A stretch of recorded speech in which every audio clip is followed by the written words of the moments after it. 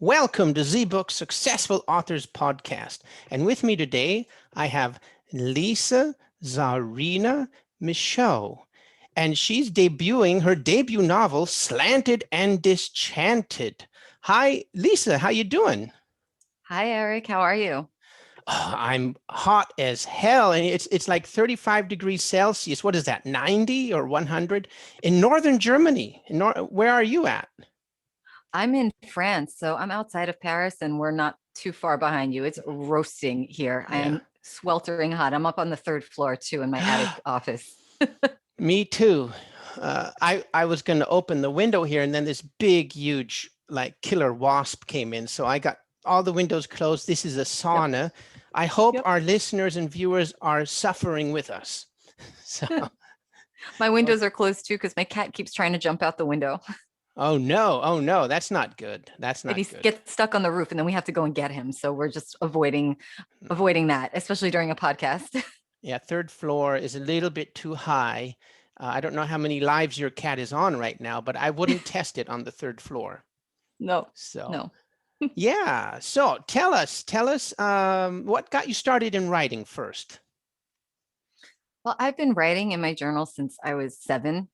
And it's funny, when I look back on my journals, it's not like these emotional stories. It's like a documentation of what happened. It was very specific. It's like, we went to the store, we saw this person, it's like very detailed documentation, which totally came in handy when we're trying to remember a story. And I just continued journaling until all through high school. And then I moved to LA and, wrote little scripts that I did nothing with. And then script writing turned into blogging, turned into writing articles that turned into a novel. So it's been like a 30-year evolution from journaling in this like cheesy little book that I got at a stationery store to writing a novel that comes out in the fall. That's cool. How many words is it? 84,000. Hey, that's good. That's good. I'm writing a novel right now, and 80,000 is my goal. But Mine was 2, but then the story just goes, there's a little more to say. You just keep going over your word count goal. I And have the yeah, mine was opposite. I'm 80 going also. under and under. Yeah, yeah. So yeah. Tell us about your book. Well, it's told in alternating point of view between a guy and a girl. So my 2 characters are Pete and Carla. And Carla is an Italian American girl who feels ignored and lost in her big Italian family. She's the only girl. And so she turns to rock music to find her voice and find her self-worth. And then we have her former classmate from high school, Pete, who is this music prodigy. He's French. He comes from a supportive family. He's an only child. And on paper, it seems like he has everything together. But as the book progresses, the reader goes on this journey. Pete's like a mess. He's dealing with a lot of stuff in his head. And because it's in the first person alternating point of view, we're really getting into the heads of the characters and how they can have the same experience, but see it completely differently.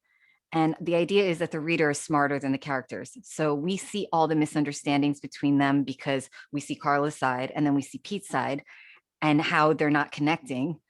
And so the reader is smarter, but it takes place in 2000 and they are college dropouts and they start a rock band and they go on a tour. They start in New York and they go to California to kind of escape the suburbs and what they feel might be problems, things at home that aren't sitting well with them. And what they might find out is their problems might catch up with them on the open road. I don't want to give anything away, but where do they end up? Or They don't end up in tell. California. Okay. It ends in Yeah. California. And the thing is with the book, there's a third character in the book, and it's music and pop culture.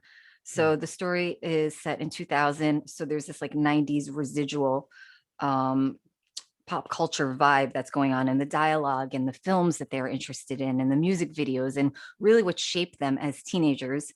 And so I think readers are going to really enjoy this like nostalgic trip down 90s, nostalgic trip down 90s lane, because you really visit a lot of things that you haven't thought about in a long time, like simple things like food from the 90s. Like for me, if I drink a raspberry Snapple, it's 1996 and I'm looking for my retainer.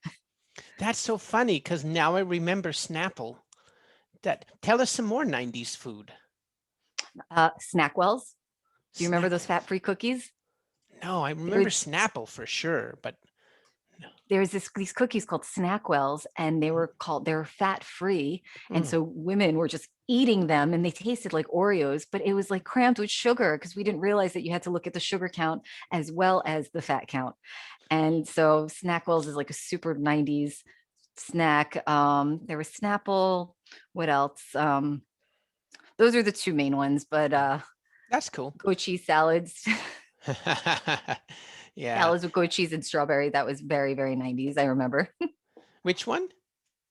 Like a salad with like crumbled blue cheese or no Oh, yeah. crumbled goat cheese with nuts Mm. and strawberries. That was when it first came out. Now that's such like a basic salad, but like back in the 90s, it was like the kale of salads. Yeah. And you've been living in France now for like 13 years. Yes. Yeah. I moved here in 2009 And do you with go two back like once suitcases in and a a year dream. to, oh, sorry, go ahead. Oh, no, oh, it's with two suitcases and a dream. How much money was in your pocket? Not much. I think I Okay. probably came with like, yeah, $1,000. That's so cool. What year was that? 2009. Okay, well, I came to Europe in 95 with $2,000 in my pocket. So, and it went all the way down to zero before I got my first job. But cool, almost the same parallel, a little parallel there, you know. And do Yeah, you go back to America once a year to scarf on the food? I used to. Yeah, but actually the food's better where you are, isn't it? Yeah, it is. I mean, it depends what you're looking for in terms of variety. I love when I go back to New York and Mm, I can just get anything I want at any mm, time because here, I mean, I'm not in Paris, so I'm in a small medieval village outside of Paris. cool. So, I mean, it is limiting what I can find, but the food is really, really freaking good. So, and when I find myself missing French food when I'm in New York, I'm like, oh, I'm looking for a little like the bread, a bread that Yeah. cracks perfectly and it's soft in the middle and it's hot. I mean, I became a kind of a bread snob since moving here. That's a good one. I think the Germans are the bigger bread snobs because the first thing they complain about is the bread was terrible on vacation, you know. But hey, you said a keyword, a medieval city outside of Paris. That's cool. Are you going to get into Edgar Allan Poe now or something like that? Yeah, I should. I really should. And just kind of like really work with my surroundings because I mean, our village is like hemmed in by like, it's fortified. Like my Hmm, backyard wall is part of the fortification that protected the village from like wars. cool. What year is it? Did they tell you what year it's from? Now you're quizzing me. Yeah, I don't know. yeah. I should know. My husband, he just went downstairs. He's from here. He would tell me in a minute. I should Yeah, know because that off the sometimes top those of my head. cities say established in 5 BC and stuff. Like, whoa, you know. That's Yeah, what I well, no, love we just have about a Europe. bullet from Napoleon in the fortification, like an actual Yeah, bullet. there's a bullet from Napoleon. That is cool. That is Yeah, it's way really cool. cool. Yeah, it's a trip. What a lot of our American listeners, they don't get it.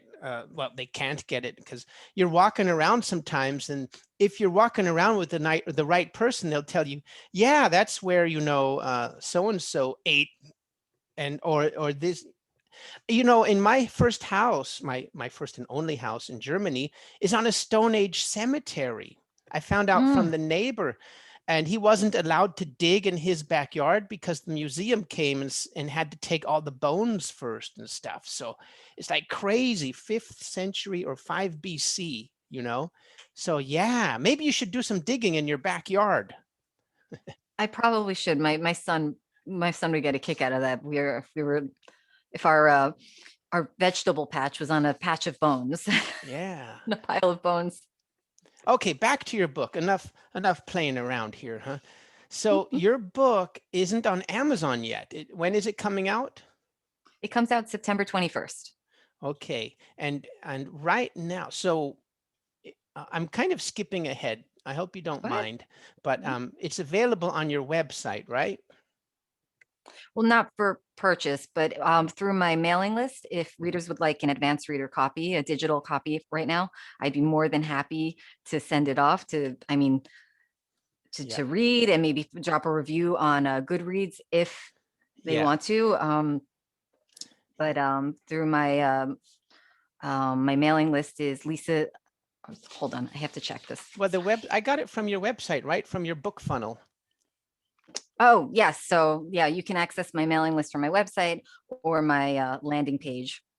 Cool. Which is lisamachaudeauthor.com. So I'm giving away some digital ARCs if any readers are interested in taking a trip down, memory lane, hitting the 90s, going on tour with a rock band. Definitely join the mailing list and let me know, and you'll get one immediately. Right on. Yeah, I did. Thank you very much. I haven't had time to read it though. I just did that last night, and thank you.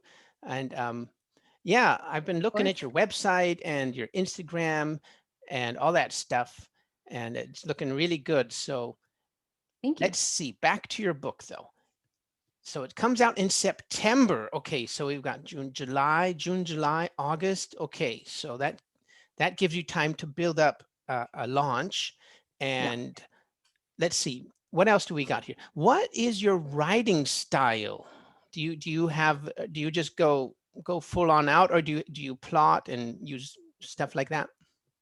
I'm like a plotter and a pantser. I'm both. I'm really both. I mean, like I like in front of me right now is the beats of the second book, which is already written, but I keep the beats in front of me just to keep the story fresh. And I mean, I daydream about my characters all the time, and I'm like, ooh, maybe they should be doing that. They're going to do that, and I add it, and so I'm half pantsing it. But there is a roadmap, so I know how it's going to start. I know the midpoint, and I do know how it's going to end. But all the details in the middle is the fun part, like just the research. I mean, when I wrote Slanted and Disenchanted, I read books on drum theory. Okay, Really? you don't need an Ambien. If you can't fall asleep, get a book on drum theory. You'll fall asleep in about like 2 minutes. Is that because bad, huh? my character is a drummer. Ah, okay. Yeah, it reminds me of Spinal Tap. They go through a new drummer every gig, Yeah. So it's are like you that. using the 3-act structure? Yes, Oh, it is on the okay. 3-act structure. Absolutely. Cool. Interesting. And what was I going to ask you next? The 3-act structure. Oh, okay. And what do you do about writer's block then? I love YouTube yoga, nothing too twisty or bendy or flippy, really calming yoga, breath techniques like alternate nostril breathing. Or I pick up my guitar and I just learn a song that I had always wanted to learn. Normally it's like a challenging song. And then I just sit down and write, because you know what, you can't wait for inspiration to come to you, and you might just write garbage for days. I wrote garbage for years before I landed on this book. But every day I sat down and wrote for 3 hours, and I have books upon books that I will never publish because they're awful. They're really bad. Yeah. I get it. That's the feeling I have now with my first novel too. I want to go back and rewrite the whole darned thing now, and maybe I will. We'll see. Got it. But that's why I was asking you if you use the 3-act structure or some kind of template or something. And yeah. Well, I use Save the Cat theory. Do you know Save the Cat? Yes, I love that. And yeah, that's kind of, I don't know if it saved me, but I've written novellas up to 15, 20,000 words. That's easy. Well, easy for me, but much easier than writing a novel. And yeah, that's interesting. You use the Save the Cat thing. I just discovered it about 6 months ago. It's really good. And there's Save the Cat book too, the novel for novels. There's both of them. Yeah, I have both of them, and I use them. I was like you. I didn't understand story structure. I didn't know where to start, but I had all these ideas. I had all these scenes. I had these characters, and I wanted to do something with them. And then a friend of mine who's a screenwriter, he was like, just get a Save the Cat book. And I read it, and it was just like, oh, it's like every other book, every other movie you've read, with all of the story beats. And it's pretty cool, huh? Yeah. And you just go, okay, and you just fill in you fill in the holes, and voila, you have your story. Yeah, it's amazing. I love to analyze movies now, and some books don't follow it. Some books follow the hero's journey, which is that's an actual story with what do you call it, fixed characters that you have to fill in too. And Yeah. doesn't, I don't know, you can make it, you can fit it into the 3-act structure and the Save the Cat.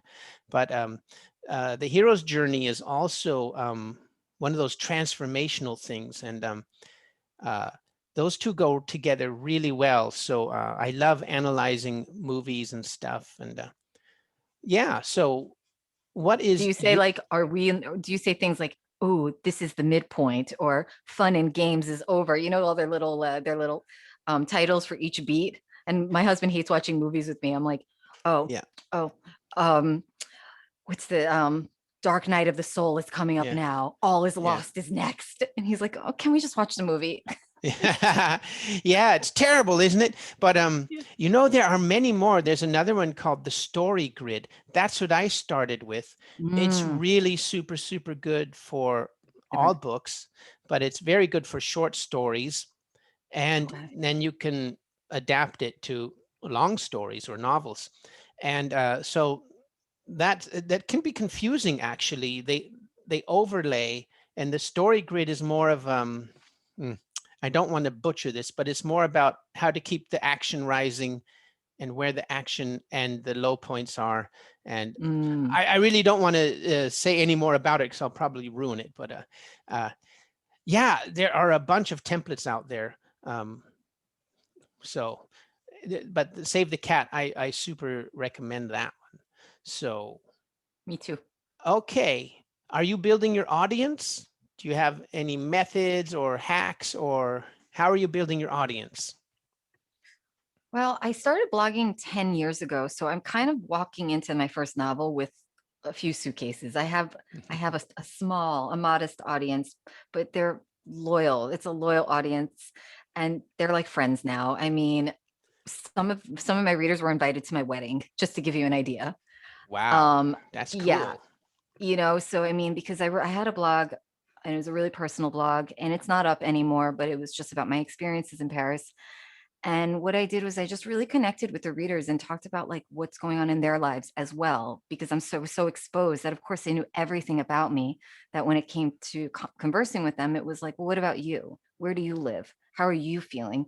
And I think they really appreciated that. And after I had a baby, I took a few years off of marketing. I was writing, of course, but I just kind of I took time off from being on social media, and my readers were waiting for me when I announced my book. I mean, I got emails and and like really, it was a Awesome. really beautiful reception, and it Mhm, was just blogging, writing for free for years, mhm, just pitching articles, but just really connecting with the reader and conversation, and just mhm. being there for them. I Right mean, I on have a through your reader who's blog. coming to visit me in two Mm, days because I'm playing a rock concert for French Music Day, and he's coming and he's staying with us. And I mean, he yeah, moved to Paris because of me, because I made it seem like it was possible. He was like, nice. you inspired me to move to Paris. I read your Mm, blog and I said, I think I can do that too. And he did, and cool. he's doing great. Awesome. And oh, but your blog's not up anymore, huh? No, I know this is kind of, there's no blog, but I mean, from there, I'm just building. I have all my readers on social media, and Mhm, in a way, I'm building that way. But I'm still learning new tricks also, because blogging, that was 10 years ago. So mhm. the technology has definitely advanced since then. Yeah. So I mean, I'm definitely pretty chatty on Twitter, and I've definitely built my some readership that way. Talking to other YA music fans. Mhm. But But yeah, no, I don't have any special hack. I'm kind of just figuring it out. I It, was just thinking, if you had a blog going and you had all of that SEO and traffic going, then maybe you could have saved a part of it to keep the traffic going to your book. I don't know. I'm just thinking, you know. I should have. I should have. I think I was just like, I had a baby, I'm done, because it was a very single girl in Paris. And I was just like, okay. And I just kind of wanted to turn the page. And I would have readers write me and being like, oh, I kind of wanted to read that one story again. It was so good. And I was like, oh, so I don't know. Maybe I'll try and resuscitate it. Well, as long as you're putting them on your email list, right? Are you building your email list? Yes. Yes. Oh, I'm definitely building my email list. But again, I don't have any great hacks. I mean, I have my my lead magnet, which is, I have a pretty fun lead magnet. It's pretty irresistible. So Yeah, I, tell us about that. I was looking at it, and then go ahead. it's a, so my book, okay, so it's set in 2000, but there's all the 90s references as we talked about. I created a 90s style quiz, and like who were you in the 90s, and it goes through music, snacks, trends, backpacks, movies. And at the end of the quiz, the results comes with a playlist based on your quiz result. So if you are more grunge, you're going to get a playlist with Nirvana and Red Hot Chili Peppers and Jane's Addiction. If you're more indie, you're going to get a playlist with like maybe some Pavement, Weezer, Blur. So, and it's doing really well because people, who doesn't love taking a quiz about them? Yeah, yeah, it works really well. It's like they Yeah. call it a quiz funnel, actually. And I'm gonna have to Oh, do okay. that.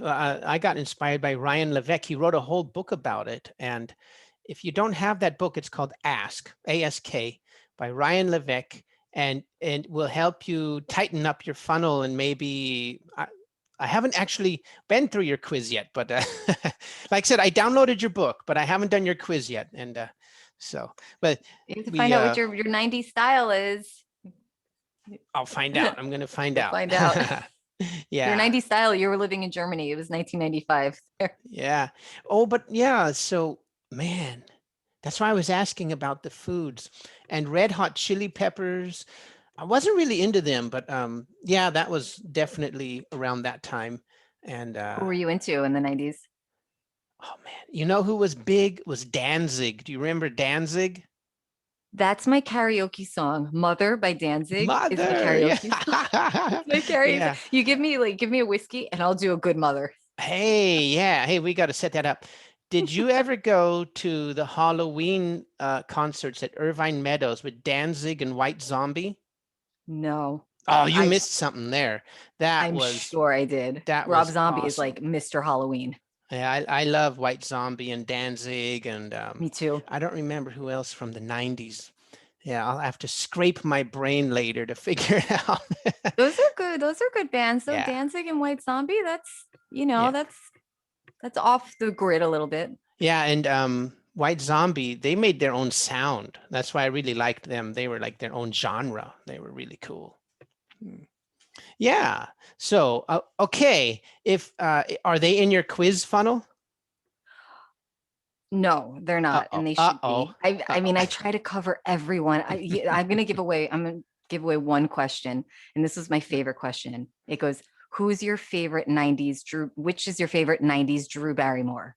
Because Drew Barrymore went through so many different transformation in the '90s that 80s is was she ET, right? no 90s is like she did Batman Forever. She did Ah, the yeah. sexy guest ads. She did her grungy thing. She did Ever After, where she was more like Cinderella. She did Never Been Kissed, where she was a little more preppy, you know, and it's like Drew Barrymore had this huge like Wow. presence in the 90s, and that everyone identifies with one Drew Barrymore of the 90s. That's a hard one for me because the last Drew Barrymore film I remember was when she had that, what was it, Thousand First Dates, where she had a brain injury and she had no short-term or long-term memory. I With forgot Adam which one. Sandler. Yeah. Adam Sandler, genau. Yep. Genau. I'm Yep. talking German at you. Sorry. What's the name of that movie? Thousand First Dates? 1,000. Yeah, I think that's what it was. Yeah. But that was that the 90s? I don't remember. I think that was like 2001, you know, when Mm, everyone, all the 90s stars started mm, bleeding into the 2000s. And I don't know, that weird time where we yeah. the new millennium where we were all supposed to either die or, you know, our Yeah, yeah, computers yeah. were supposed to explode. Like Oh, the 2000 bug. Yeah. Oh the big man, that was Y2K. a Yeah. That's mentioned in my book, by the way. very good. It's Yeah. definitely a reference in my book because I remember being scared. I was like 20 and I was like, is our computer going to blow up? Like, is our bank accounts going to be emptied? And my mom's like, I don't know. Mm. Maybe. Yeah, that was a very anticlimactic. Um, I think some planes messed up or something. I don't remember though. Basically nothing happened, did it? Well, yeah. And I said that one time I was like, nothing happened. And somebody corrected me. They're like, nothing happened because there were programmers making sure nothing happened. And I was like, oh, Ah, okay. So Yeah. you guys did your job. Thank you. I made Y2K. them. Yeah, all the Yeah. way. Yeah. Cool. All right. So we've got your book launch in September, Danzig karaoke, and let's see what else we got. Who is your favorite author? Well, my genre is YA, so I love Mary H.K. Choi. Hmm. Her book Permanent Record was just like one of my favorite YA books of the last few years. And I read her book. I purposefully read her book after I finished the final edits of Slanted and Disenchanted, because I knew I felt like we were going to have some similarities, so I didn't want to be influenced by her genius.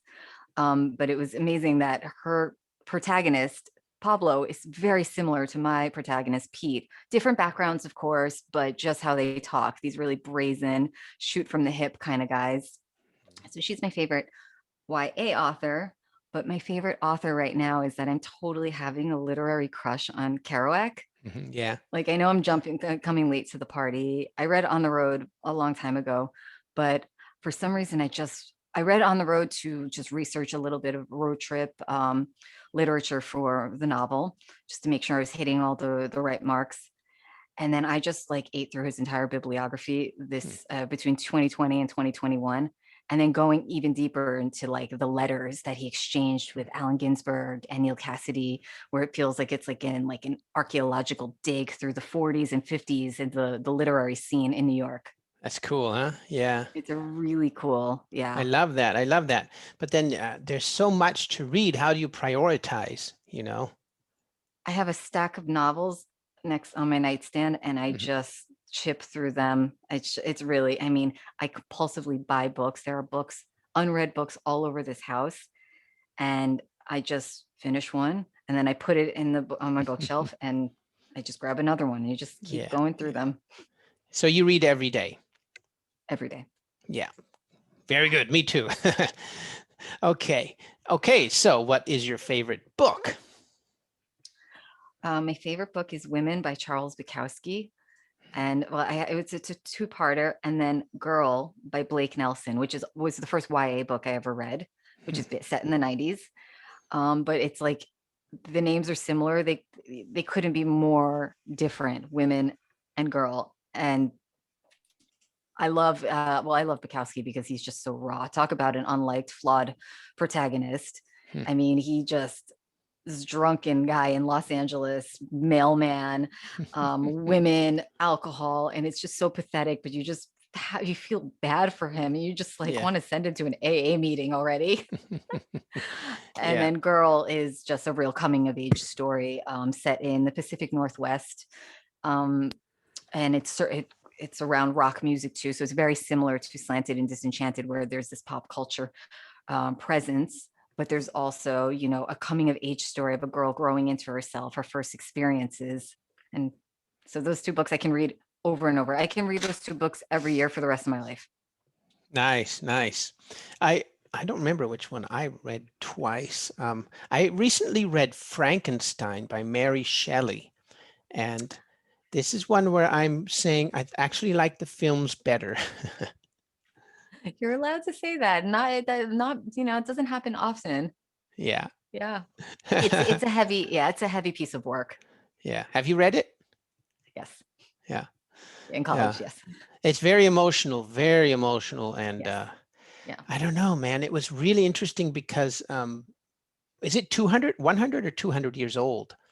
And I was really analyzing, the Yeah. grammar and everything, and the words and the sentence structure. Very interesting from that point of view. I would not write a book. I wouldn't recommend anybody to write like that nowadays. But Yeah. it's I don't know. It's really interesting reading these old books sometimes.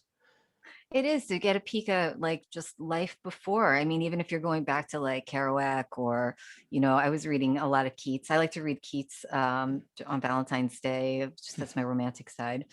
Yeah. And it's just nice to kind of take a break from 2020, 2021, where there's no hashtags and it's just Yeah. life, you know. So yeah, it's a nice escape sometimes. So, do you have any productivity hacks or life hacks? I do. I think everybody should, if they can, it's not possible for everyone, but take a 15-minute nap every day if you can, Mm. just to recharge the batteries. I mean, I do it every day before I pick my son up from school. And I talk about self-care. That to me defines self-care. It's just, and you set your alarm and you train your body. It used to take me 15 minutes to fall asleep for my 15-minute nap, but now I've trained my body to fall asleep in 30 seconds and I get up and my body actually automatically Wow. wakes up now. I How don't did you need the do alarm that? anymore. I've done it for, it's been a few years Uh-huh. and now my Because I was body going to wakes say up. it takes me 15 minutes to fall asleep. How do you do that, you know? Are you using some kind of self-hypnosis or something? Just deep breathing, and then I kind of focus I look in between my third eye or in between your Hmm. eyebrows, Yeah. and you just deep breathe, and your body just knows that you're shutting down. Huh. And before, when I first started these afternoon naps, though, I would sleep for 3 hours, and it just defeated the whole purpose, and it messed up my whole Yeah. cycle. Yeah. That's happens to me. That's why. Yeah, Uh, your body yeah. gets used to it. Yeah. That's so you just trained yourself to fall asleep really fast and then do a 15-minute nap. I've heard of 40-minute naps. The pilots are supposed to do 40-minute naps. And Yep. supposedly scientifically proven 40 minutes is the best. Too more longer is not good because you go into the deep sleep, and then less is, well, it's less of a recovery. So the airline industry is in 40 minutes. And wow, but you really trained yourself to do 15 minutes. That's really good. That's some self-discipline there. And I'm being rebellious because my mom was a flight attendant. My mom, Ah, and she did tell me that too. She was like, yeah. she's from New York too. She's like, So I wasn't 15 lying. minutes. Yeah, yeah, no, 40 minutes. She's like, do 40 minutes. That's what we do that's what we do on the plane, and they Yeah. have sometimes have bunkers or they're sleeping in like first class. Mm. But yeah, you're absolutely right. It is 40 minutes. Hmm. So, what's the one thing you would do differently if you had to do it all over again? It's a little personal, but I would say definitely just listen to your gut. I mean, our gut tells us so much more. It's so intuitive. And I've spent so many there's been so many times where I've just said, no, it's nothing. It's in my head. I'm being crazy. I'm being sensitive in terms of just whether it's business, relationships, friendships. And you don't listen to your inner voice being like, something seems off. I wouldn't change anything about my life, where I've lived, what I've done, all the jobs I've had, whether it was being an extra in Hollywood or, filing taxes in France. I would say listen to your gut. It knows better. And I think you'll make some really awesome decisions. So if I can go back and just kind of tweak some things because my intuition was telling me to go in a different direction, I would listen. But otherwise, no, I'm pretty happy with Cool. everything. Nice. When did you move to France? 2009. 2009. Okay. Yeah. All right. So, what's on the horizon for you? So I'm going to working on the marketing of this book, and then October 1st, book 2, and I start working on the edits for book 2, even though it's written and I know where my kids are going. I call them my characters. I'm gonna just start working on that and hopefully get it published by next September. Yeah. On a September schedule. I feel like September is like the real new year. September, school starts, right? School starts, summer's over. I feel like in January, everyone's depressed, fat, cold. Yeah. Yeah, but I've noticed that here in Germany too. September, everybody's coming back from vacation and everybody's back. It's not just that school starts, everybody's back. It's a European thing. Yeah, France Yeah. too. For Yeah. August, it's a ghost town. And then Mm. September comes, it feels like a real new year, but everyone's happy. Everyone's rested, Yeah. vacation, tan, well fed, and they're ready to get back into the rhythm of things.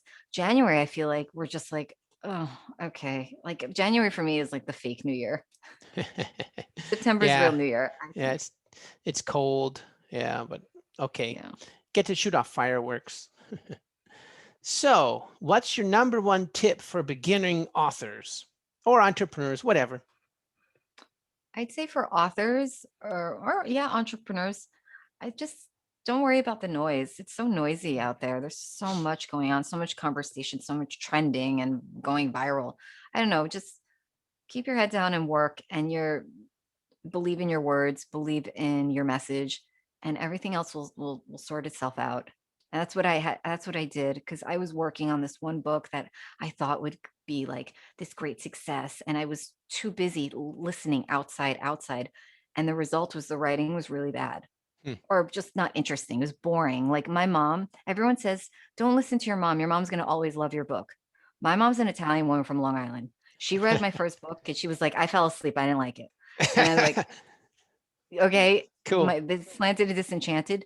She had comments. What happened? She was so involved in the story that I'm like, I think I might be onto something, because my mom likes it. And my mom doesn't give compliments that easy. Again, Yeah. tough Italian woman from Long Island. So yeah, Interesting. Yeah, that's the thing. If they're involved in your book, and yeah, well, you get the real feedback then, that, because I say that too. You shouldn't have your family buy your book, because then when they're in Amazon, Amazon's tracking them. And so if your family is not in your target audience, like let's say me, and I'm buying Navy SEALs books, and then I say, okay, I'm going to buy your book because I like you and I want to do you a favor. Well, in the beginning, you might not be doing a favor because your book is new and the Amazon algorithm doesn't know anything about it. So if I'm the first person that buys your book, they might start hooking your book up with Navy SEALs books and stuff. So it's very important to build your email list, only your targeted readers, and get them to go buy your book first before mom and dad buy it. But Howard, I do think your mom is the exception. she's not buying a book. No, we're putting her to work when I go back to New York in 2 weeks. We're doing like a massive mailing, and she's like, "Well, I want lunch," and so I have to take her out for a nice lunch afterwards. Oh, that's good though. That's a good deal. That's a good deal. Talking Yeah. about lunch, perfect. If you could eat dinner with anyone, past, present, or future, who would it be? So, Eric, I want to give the insightful and the deep answer, which would obviously be Abraham Lincoln, because I love him, and I've had the absolute pleasure of dressing up as him twice in my life when I was 9 and 10, Cool. with the little mole. For Halloween or what? Um, no, I actually, okay, so I went to two different schools. I switched schools from fourth grade to fifth grade, and in fourth grade we got the 50 States Project, and I got Illinois, so I had to learn about Abraham Lincoln and everything about Illinois. We switched schools. I moved from Manhattan to Long Island. We did the 50 States Project. I got Illinois. Cool. And my mom was like, did you angle for that? Because I had already done the research. I'm like, it's absolutely not. It's So I dressed up fate. as Abe Lincoln two times. And so I have a soft spot for Abe, and I want to see how tall. Is he really 7 foot tall With the hat on, yeah. with the hat on? But my fun answer, like my real answer, I really think, and a lot of people don't like this person, but I think having dinner with Courtney Love would be a dinner for the ages. I mean, I'm surprised she doesn't even have a podcast. She is so entertaining whenever I hear her. She needs a Yeah, podcast. that's Courtney, if you're true. listening, you need a podcast. Yeah. Courtney, She has what's up so with many. that? What? What's up with that, Courtney? Yeah, why do I mean, like, she really is well read. I mean, she gets so much slack for whatever, but she's well read. She knows culture, she knows fashion, and she has the best stories, and she has no filter. I think that's what really ties it all I together. She like doesn't that. care. She Yeah. needs a podcast. Yeah. Yeah. And you know what's so cool about podcasts? You can't really censor them because they are a feed. So, okay, so what if Facebook bans you? So what? I can still hear the podcast. You can't do anything about it. It's like email. You can't ban email. You can't deplatform somebody from email. So Courtney could rip it up in the podcastosphere. We're going to All have the to contact cursing. Courtney after this. I think so. I think we should get Courtney in to do her Yeah. podcast. It'd be great. Okay. Trick question. What's in your pockets right now? Nothing. Absolutely nothing. Doing Zen. Yeah. All you I, have is all you need. Zen Buddhism. I have a pen in my hand. This is very telling on what who I am. I always have a pen somewhere, but it's not in my pocket. It's always in my hand, or my old waitress days, it's in the back of my hair. Nice. But you type your books, or do you dictate them, or do you write I them? do I do both. I mean, my notes are on my phone. Something comes up, I have my pen, boom, boom, boom. But then yes, I do type the actual manuscripts. No, my hands, no, I already play guitar, so Yeah. I don't want to abuse my hands anymore. I want to get to that next, but first, one more question. Sure. Do you have a morning routine? I do. I do. I drink a big Americano, which in France is called a café allongé, which means Mhm. a coffee that's asleep, which is just basically filtered coffee. And I play Bob Dylan covers and the Strokes covers for my son while he eats his crepes. My son is French and American. Mhm. And so he has this like total American cultural background, but he's also so freaking French that it's so amazing to see that Cool. he speaks both languages. And so he's eating his crepes and he's like, "Oh, will you do a Bob Dylan song?" Okay. Cool. So he's got a French American accent.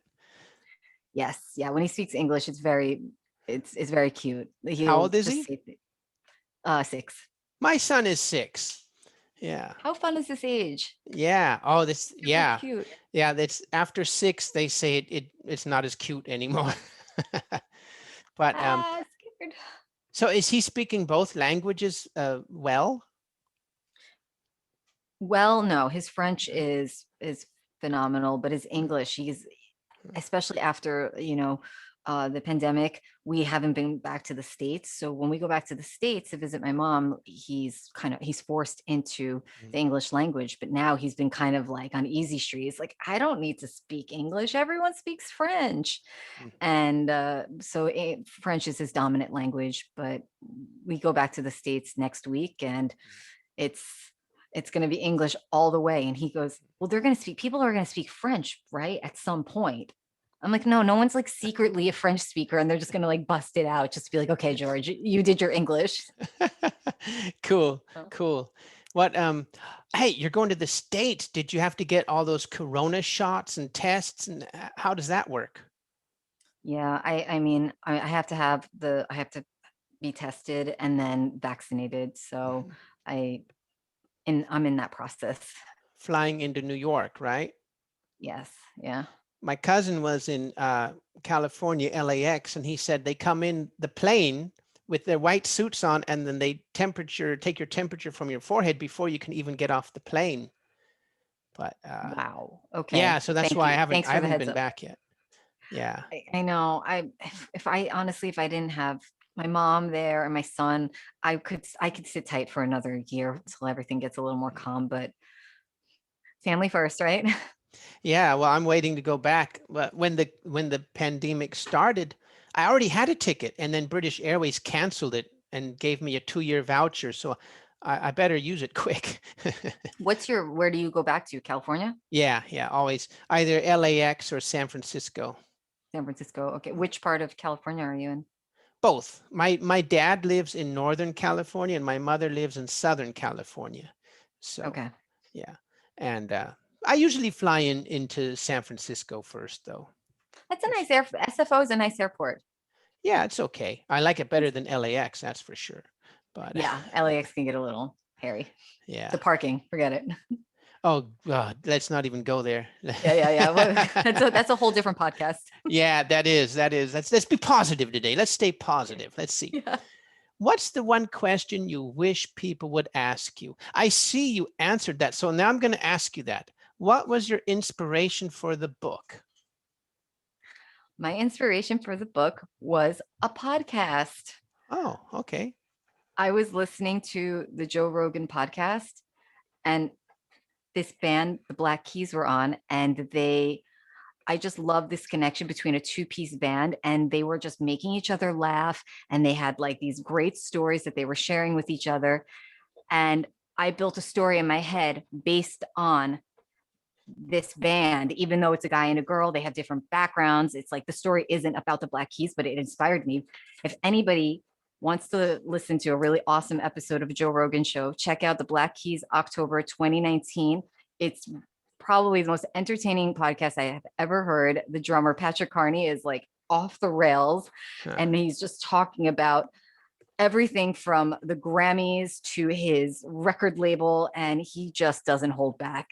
And Cool. I just had this in my head, and I built this story around this episode, but then of course built on it from my own experiences, and then of course research. The book has I had to do so much research for this book. Mm.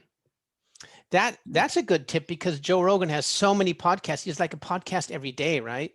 And the Black Keys, yeah, I like them. Cool.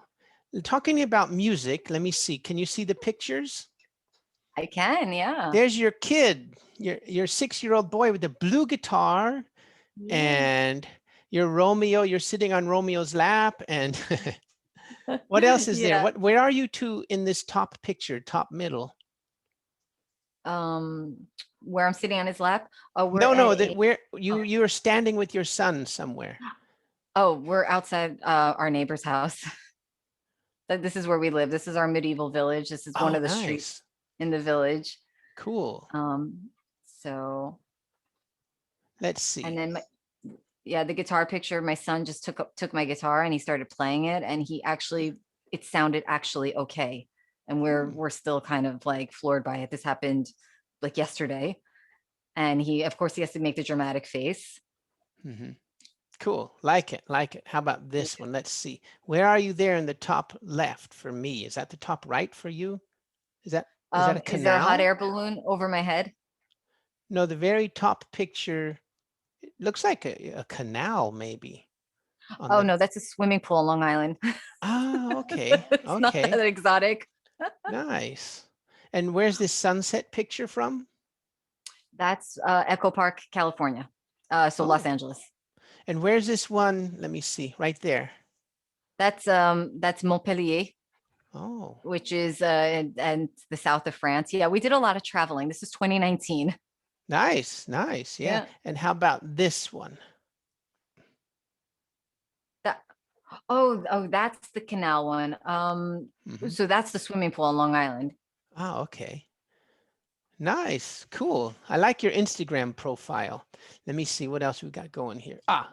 There's your website.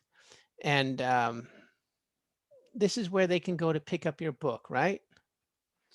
Or to get news on my book. It'll definitely be on Amazon soon, by September. So that'll be probably the preferred way to pick it up, but I'm still learning. It'll be available on Apple Books as well as Barnes and Noble. So I'm not just relying on Amazon. I am Ingram Sparking it a little bit. Oh, really? How are you liking Ingram Spark?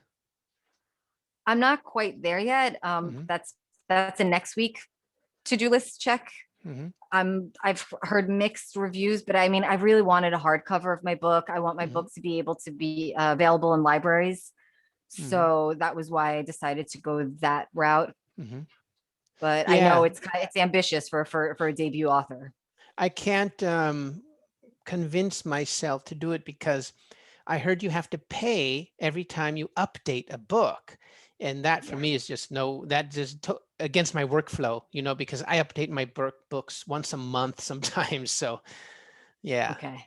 I'm always putting new offers, new lead magnets and stuff. And so that can get expensive. Yeah. It's I need a flexible workflow, so wow. Okay. Yeah. So I forgot to ask you, you're making a series with Slanted and Disenchanted, right? There's the next book? So there'll be a 3-book. Yeah, just 3-book series though, not anything longer than that. And the 3rd book is written as well. The whole series is sketched out, written more than sketched. And so it's a 3-part series. So right now we're finding out they're a new band, and we're going to find out what happens in the 3rd book. Where do they end up? Are they with each other? Are they not? I mean, it's all open-ended. Cool.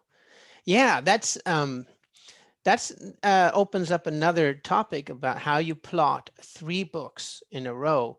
If you look at Star Wars, the 3 first movies, you'll see the hero's journey through the 3 movies, not in each movie, but the journey is complete in 3 movies. Over the arc. Yeah. Yeah, exactly. And when is in Empire Strikes Back in the second movie, that's where he has his pit scene, the Dark Night of the Soul or whatever, where he goes down Yeah. and meets his whatever his whatever you call it. Yeah. Yeah. So do you have an arc going for your series? I do. Well, this book was actually written as one book. Hmm. And so it was already, the beats were already written out. But I was like, this is 3 books right here. It was broken up in 3 parts. And there was just so much story that needed to be fleshed out that I had written the one book. And I actually tried to do I tried to do traditional publishing. But after a week, I said, no, no, no, my characters deserve better than this. And we're going to make this, I'm going to flesh this out. I'm blowing this book out to a 3-part series, and I'm going to do this myself. It's a Cool. quirky book. It's not mainstream at all, but you know what? I know there's a readership because it's hitting those emotional beats, and it's nostalgic and it's funny. Cool. I'm tooting my own horn here. It's funny. Yeah, nice. So I look forward to yeah, reading it. I just downloaded it last night and yeah. I hope you like it. So and it's coming out in September. If the readers want it, an art copy, it's lisacmichaud.com, LISACMICHAUD.com. And they can also take your quiz there, the 90s quiz. Yes, Nice. yes. And where And get a else can we? playlist. Yeah, playlist. Where else can we Get a- find you on what is it, Twitter and Instagram? I'm on Twitter, Lisa C. Michaud on Michaud with an American accent on Twitter, Lisa C. Michaud on Instagram. And I'm very chatty. So if anyone wants to talk with me, drop me a line, a comment, a message, and we'll talk. I'm an Italian girl from Long Island. We like talking. Nice, nice. Excellent. Thanks so much for your time, Lisa. Thank you for And having me. yeah, and when your next book comes out, we can do some kind of coordinated launch in September for this book, for Slanted and Disenchanted. And Yeah. I look forward to seeing you for the next book. Thank you so much for having me. This is really cool. Thank you. Yeah, thank you for coming.